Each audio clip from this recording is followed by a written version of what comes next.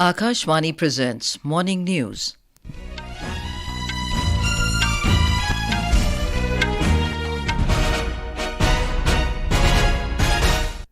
Good morning, I'm Anuja Kumar. The headlines. Prime Minister Narendra Modi to lay foundation stone of various AMRUT projects worth 2,000 crore rupees in Maharashtra this morning. Preparations for Pran Pratishtha ceremony in final stage at Ayodhya. Last day for devotees to perform Darshan at makeshift temple.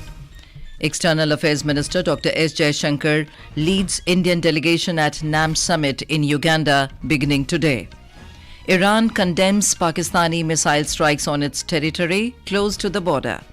And in badminton, HS Prannoy in men's singles and Chirag, Shetty and Satwiksairaj Rankireddy in men's doubles to play their quarterfinals matches of India Open tournament in New Delhi today.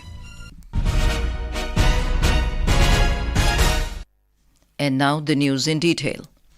Prime Minister Narendra Modi will embark on a 2-day visit to Maharashtra, Karnataka and Tamil Nadu from today. At Sholapur in Maharashtra this morning, the Prime Minister will lay the foundation stone of 8 projects of Atal Mission for Rejuvenation and Urban Transformation, AMRUT, worth 2,000 crore rupees. More from our correspondent. During the public program, Prime Minister will dedicate more than 90,000 houses completed under the Pradhan Mantri Awas Yojana Urban. Further, he will also dedicate 15,000 houses of Raynagar Housing Society in Solapur, whose beneficiaries comprise thousands of handloom workers, vendors, powerloom workers, rack pickers, BD workers, drivers and others. Prime Minister will also kickstart the distribution of first and second installments to 10,000 beneficiaries of PM Swanidhi in this state. Prarthana, Akashvani News, Mumbai. The Prime Minister will leave for Karnataka in the afternoon. In Bengaluru, he will inaugurate the Boeing India Engineering and Technology Centre and launch the Boeing Sukanya program. Built with an investment of 1,600 crore rupees, the 43-acre campus is Boeing's largest such investment outside the USA. Boeing's new campus in India will become a cornerstone for partnership with the vibrant startup, private and government ecosystem in India and will help develop next generation products and services for the global aerospace and defense industry. In Tamil Nadu, the Prime Minister will be the chief guest for the opening ceremony of the 6th Khelo India Youth Games 2023 in Chennai today. The Prime Minister will also launch and lay foundation stone of projects worth 250 crore rupees related to broadcasting sector. This includes the launch of the revamped DD Podigai channel as DD Tamil, 12 Akashvani FM projects in 8 states and 4 DD transmitters in Jammu and Kashmir. He will also lay the foundation stone for 26 new FM transmitter projects in 12 states. The Prime Minister will also visit various significant temples in Tamil Nadu during his 3-day stay. Only 3 days are left for the Pran Pratishtha ceremony of Ram Lala Virajman in Ayodhya. Preparations for the ceremony are in final stage. Pre-Pran Pratishtha rituals are also being performed in Ayodhya under the supervision of Gyaneshwar Shastri Dravid, which will continue till the 21st of January.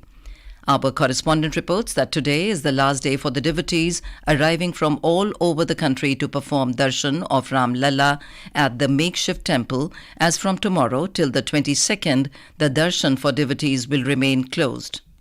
मेरी झोपड़ी के भाग आज खुल जाएंगे, राम आएंगे. Hundreds of devotees can be seen on the roads of Ayodhya who had come from long way to do the darshans of Lord Rama on this occasion. Arrangements have been made by administration for their stay, travel and other facilities. Meanwhile, many pre-Pran Pratishtha rituals will be performed today also, which includes Dev Prabodhan, Aushadh Adivas, Grit Adivas, Kund Pujan and Agni Kund Sthapna. Chief Minister Yogi Adityanath will be visiting Ayodhya today to review the preparations for the Pran Pratishtha ceremony. Sushil Chandra Tiwari, Akashvani News, Ayodhya.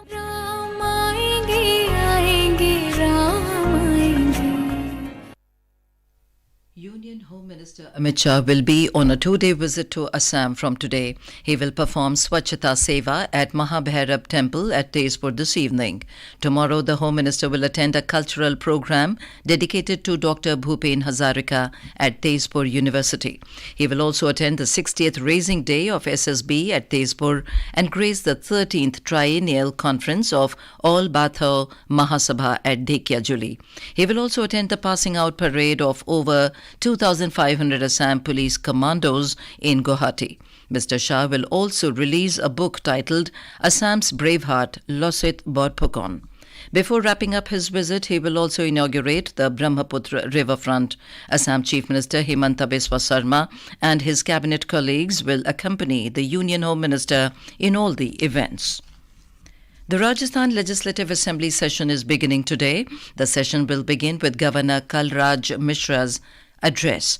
The business of the next sittings will be decided by the Business Advisory Committee to be held today. This is likely to be stormy as the opposition Congress is set to take up Bhajan Lal's cabinet decision to review the previous Congress government's last 6 months' decision, especially during implementation of Model Code of Conduct in the Assembly election late last year. Meanwhile, Speaker Vasudev Devnani held an all-party meeting with the BJP, Congress, RLP, RLD and Bharatiya Adivasi Party yesterday evening, asking them to extend their support in running the House proceedings. He assured them of enough time and an opportunity during sittings. The BJP also organized its BJP legislative meeting at the party office to manage the floor management and get ready to respond to opposition legislators.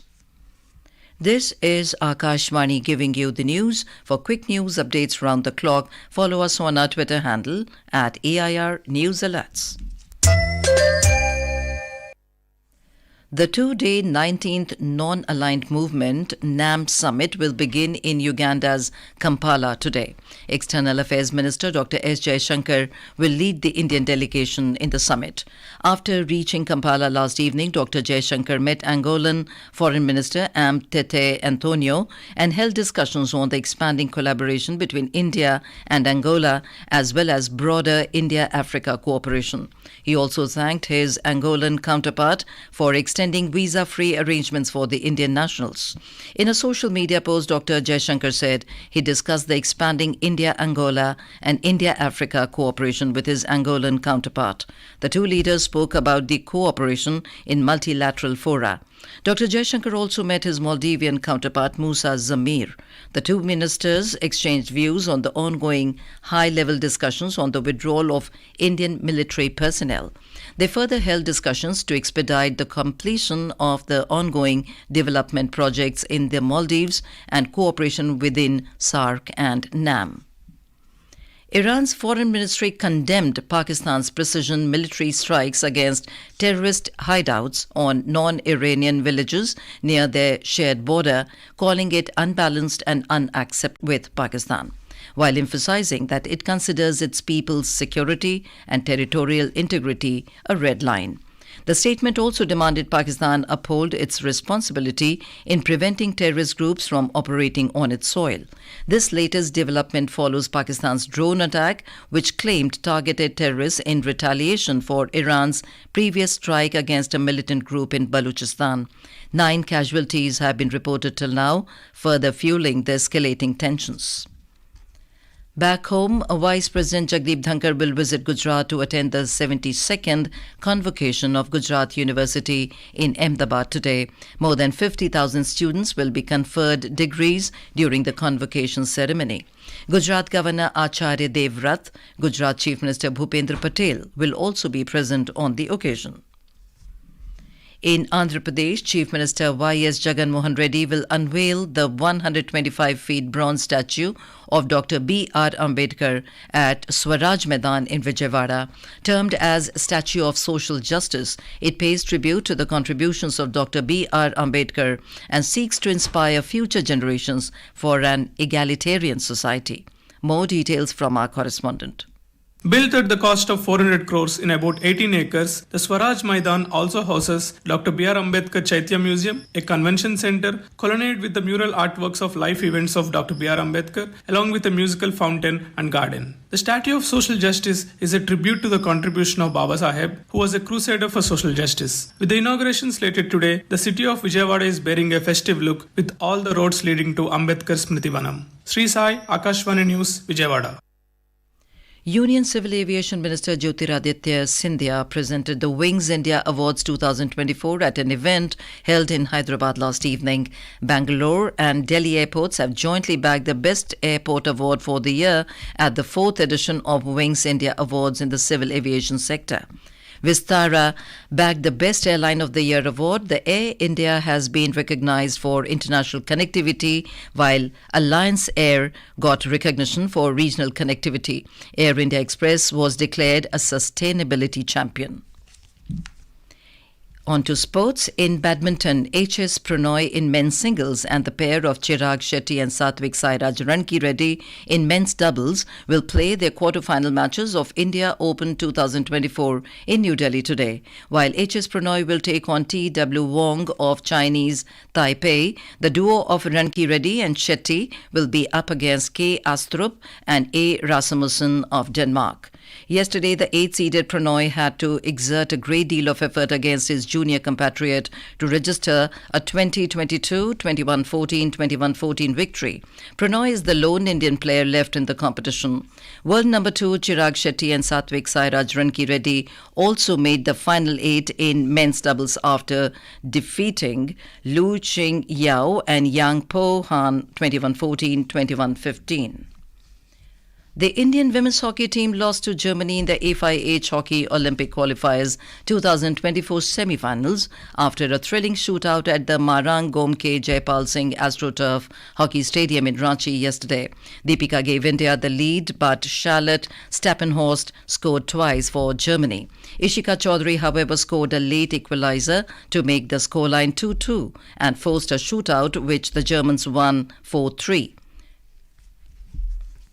Despite the heartbreaking loss, the Indian women's hockey team will still have another chance of qualifying for the Paris 2024 Olympics. In football, India lost to Uzbekistan by 0-3 at the AFC Asian Cup 2024 at Al Rayyan in Doha last evening. The result put Uzbekistan in pole position along with Australia to qualify for Group B with one round of matches to go. First half goals from Faziulev, Sergeyev and Nasrullayev helped Uzbekistan beat India 3-0 for their first win of the tournament. This was India's second consecutive loss in Group B following a 0-2 defeat to Australia at the same venue 5 days back. And now for a look at today's newspapers, it's over to Nina Matthews. Thank you, Anuja. VIP passes for Ayodhya, free mobile recharge. Beware of cyber fraudsters. The Tribune takes note of the Gurugram Cyber Police issuing an advisory asking people to remain alert. Jewelers join the temple run with Mandir souvenirs, with several brands readying gold and silver coins inspired by Ramayana, it reports the Economic Times. With resistance to medicine on rise, government asks pharmacists not to sell antibiotics without prescription, states the Indian Express. Centre issuing fresh guidelines mandating only 16 plus kids to be admitted in coaching centres has been noted by all the dailies. Indian warships rushes to foil pirates' attack in Gulf of Aden, reports the Asian Age. And with that, it's back to you, Anuja. Thank you, Nina. And now, before we end the bulletin, the headlines once again. Prime Minister Narendra Modi to lay foundation stone of various AMRUT projects worth 2,000 crore rupees in Maharashtra this evening. Preparations for Pran Pratishtha ceremony in final stage at Ayodhya. Last day for devotees to perform Darshan at makeshift temple. External Affairs Minister Dr. S. Jaishankar leads Indian delegation at NAM summit in Uganda beginning today. Iran condemns Pakistani missile strikes on its territory close to the border. And in badminton, HS Prannoy in men's singles and Chirag Shetty and Satwiksairaj Rankireddy in men's doubles to play their quarter-final matches of India Open tournament in New Delhi today.